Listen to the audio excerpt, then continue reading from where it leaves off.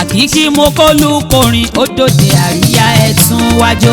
Ayẹwa o, Ayẹwa o, aṣọwa o, aṣọwa o. lóde àríyá èrè tó yá. Ojúlówó olórin ṣáni Akiki màmá ńlá. Tí mo wá wípé lọ́tún ṣálá máa ń wá. Ó kàn lè má gbàbí tí ẹ̀rọ wípé ó máa báyọ̀ ó lè má gbàgbé rárá. Orin Akiki ti kọjá ìbẹ̀rẹ̀rẹ̀ iwájú lẹ̀ máa bá wa ò lẹ́gbẹ́. Ó lè má gbàgbé tí ẹ̀rọ wípé ó máa báyọ̀ ó lè má gbàgbé rárá. Orin Akiki ti kọjá ìbẹ̀rẹ̀rẹ̀ iwájú lẹ̀ máa bá wa ò lẹ́gbẹ́. Love me, love me, love me, love me jẹ́jẹ́ kò gba gidi gba kólé rárá. Orin àti ìlú wa ló ní mìíní tó gbé àlùjọ kì í síbẹ̀ púpọ̀ tó kì 100% fún mélòdì tó kún fàájì ìgbẹ̀gà lágàjù kí ló dé àrà ọ̀tún ló tún bá yọ ó ga ambassador Akiki Maryam ó tún yá. Ó lè má gbàgbé tí ẹ̀rọ wípé ó máa báyọ̀ ó lè má gbàgbé rárá. Orin Akiki ti kọjá ìbẹ̀rẹ̀rẹ̀ iwájú lè má bá wa ò lẹ́gbẹ́. Ó máa dùn yéyé o oyin ni ó pọ̀ yẹyẹ ta ló ní kò pọ̀ ó wá wí èyí kọjá ohun tá à ń rò ó tayọ tuntun ni ó lọ fàáfàá gidi gan wá ti máa gbọ́ ṣé tinú ẹ̀ là ṣó ti gbọ́ ó gbẹ̀nu tán lajú ẹ̀ láti wò ó lè rí Akiki ló máa bá níbẹ̀ tó dúró ó gara tán màmá ńlá ni ò ṣàórí.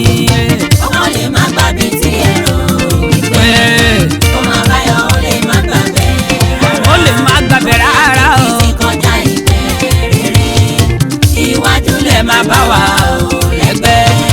Kò sọ bí ojú ayé ti là dúdú kọ́. Kò sọ bí ojú ayé ti là dúdú kọ́. Jẹ́ngbé ẹ débẹ̀ gangan láti ilẹ̀ ṣóyá. Wà ní Akiki tún ti gbéṣe rẹ̀ tó tún yá. Orin tiwa pẹ̀lú pákéjì ló bá dé. Perfect ní percussion ibẹ̀ ó gbafẹ́. Fún wọn tán lórí ambassador ó jáwó. Àwọn tèmi ní kí n tún máa tẹ̀síwájú. Wọ́n gbé fún mi 100 jẹun lọ. Ó lè má gbàgbé tí ẹ̀rọ wípé ó máa báyọ̀ ó lè má gbàgbé rárá. Gbàgbé rárá. Akiki ti kọjá ìbẹ̀rẹ̀rẹ̀ iwájú lè má bá wa ò lẹ́gbẹ́. Màmá láti dé original musician. Akiki ó confirm.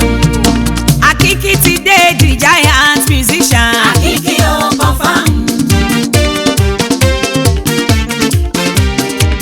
Ọlọ́run ṣẹ́ aláwa láyé originality ni ó yẹ kẹ́ ẹ mọ̀ mí náà o ẹ̀yin ẹ má lọ fọ́ o ẹ lọ fọ ọkàn balẹ̀ orin mi já lọ́jọ́ lè má gbọ́ ẹ̀yin ẹ túraká ẹ má lọ lẹ̀ mọ́lẹ̀ Akiki mo dé original musician. Akiki ó confirm.